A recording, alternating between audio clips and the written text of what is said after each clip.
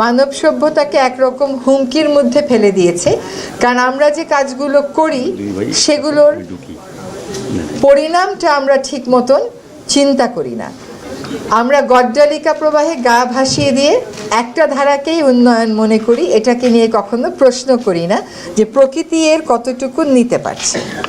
আজকের সুখবরটা হলো যে ওজোন লেয়ার ডিপ্লিশনের যে আন্তর্জাতিক আইনটা আছে, সেই আন্তর্জাতিক আইনটা কিন্তু বিশ্বের প্রায় প্রতিটা রাষ্ট্রই স্বাক্ষর করেছে এবং মন্ট্রিয়াল প্রটোকলটাও প্রতিটা রাষ্ট্রই স্বাক্ষর করেছে। ফলে সার্বজনীনতার দিক থেকে এটি একটি অনন্য আইন, কারণ বিশ্বে এত বেশি সংখ্যক রাষ্ট্র এটা অনুস্বাক্ষর করেছে এবং এটা মেনে চলছে।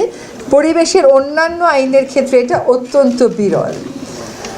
ওজোন লেয়ার আপনারা জানেন যে এটার যে ক্ষয়টা হয়েছিল সেটা প্রায় পূরণ হয়ে আসছে এবং আশা করা হচ্ছে যে 2050 সাল নাগাদ হয়তো আমরা মোটামুটি এটাকে প্রায় ক্ষয়টাকে রোধ করে আনতে পারবো।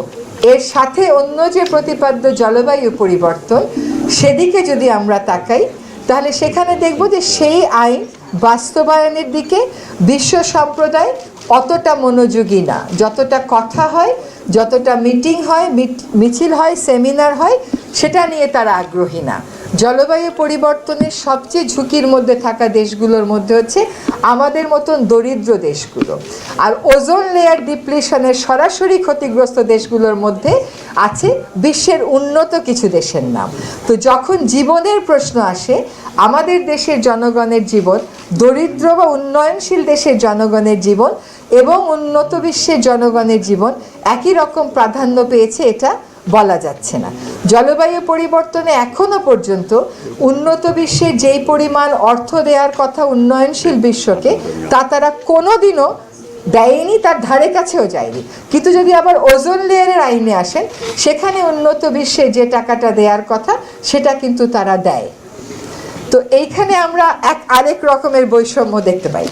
তো এখন আমাদেরকে আজকের প্রতিপাদ্যটা ওজোন এবং জলবায়ু পরিবর্তনকে একসাথে সংযুক্ত করছে, কারণ যেই বিশেষ গ্যাসটা নিয়ে কথা বলা হচ্ছে, সেই বিশেষ গ্যাসটা আমি জিয়া ভাই থেকে যেটা শুনলাম যে এটা এখন মন্ট্রিয়াল প্রটোকল দায়িত্ব নিয়েছে। আপনি আজকে যে এয়ার কন্ডিশনারে বসে আছি সেটাও হয়তো এখানে কন্ট্রিবিউট করছে। আমরা যে ফোমের প্যাকেটগুলোতে স্যান্ডউইচ আনি বাসায়, বার্গার আনি বাসায়, সেটাও এখানে কন্ট্রিবিউট করে। ফলে আমাদের ভোগবাদের সাথে, আমাদের জীবন মানের সাথে, জীবনযাত্রার স্টাইলের সাথে এটার একটা সম্পর্ক আছে। এটা যদি আমরা একটু চিন্তা করি, এটা এর আগের দিনও যখন এখানে এসেছিলাম বলে গেছি, যখন আজকের অবস্থানে এসে কথা বলেছি তখনও বলেছি, আগের অবস্থানেও বলেছি যে দেখেন দুপুর 12:30টায় আমরা কতগুলো বাতি জ্বালিয়ে এখানে বসে আছি। এটাই হচ্ছে আমাদের পরিকল্পনার দৈন্যতা। আমরা বিল্ডিংটাকে এমনভাবে পরিকল্পনা করিনি যেখানে এই ভর দুপুরে আমাদের আলোর জ্বালানোর কোনো প্রয়োজন হবে না। তো যাই হোক, যেটা হয়ে গেছে। আমি পরিবেশ অধিদপ্তরকে এবং মন্ত্রণালয়কে বলেছি যে এখন থেকে আর নতুন কোনো বিল্ডিংয়ে তারা আবার বেস্ট প্রকল্পের আওতায় আরেকটা বিল্ডিং করবে, এইরকম ভুল ডিজাইন যেন আমরা না করি। আমরা যেন মাটি দিয়ে পোড়ানো ইট ব্যবহার না করি।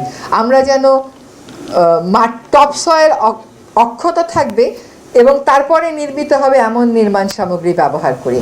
এবার ফিরে আসি বাচ্চাদের কথায়। এখন উন্নত বিশ্ব আপনার জন্য কি করলো না করলো সেটা নিয়েই যদি আপনি বসে থাকেন, তাহলে হয়তো আপনাকে শেষ পর্যন্ত হতাশ হতে হবে। আপনার জীবনযাত্রায় কোন জায়গাতে গতিটাকে নিয়ন্ত্রণ করতে হবে, লাগাম টানতে হবে, সেটা আমাদেরকেই ভাবতে হবে। ভবিষ্যৎ প্রজন্মকে এমন একটা জায়গায় যদি আমরা রেখে যাই যেখানে ওজোন স্তর ফুটা হয়ে সূর্যের অতি বেগুনি রশ্মি ঢুকে গিয়ে আমাদেরকে ক্যান্সার দিবে, ধানের উৎপাদন হবে না, জীববৈচিত্র্যে বন্য প্রাণীর ক্ষেত্রে জেনেটিক মডিফিকেশন হয়ে যাবে,